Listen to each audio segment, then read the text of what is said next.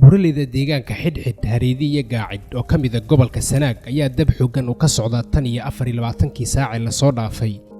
waa deegaan buraley dhinaca waqooyi kaga beegan magaalada Ceergaabo ee gobolka Sanaag. waa dhul u badan kaymo iyo buuro isku sidkan oo aysan u fududeyn gawaaridu inay galaan. dabkan waxa uu baabi'iyay dhul baaxad weyn, inkastoo ilaa ay haatan aan la soo cadayn baaxadda dhulka uu baabi'iyay.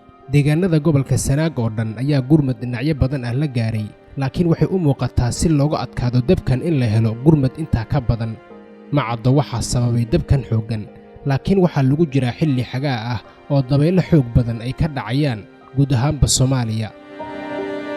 buraleydan xidhxid iyo Gaacid waxa ay ka mid yihiin deegaanada ugu qurxoon gobolada waqooyi ee Somaliland, waana dhul inta badan dalxiiska ku wacan oo mararka qaarkii ay dadku u dalxiis tagaan.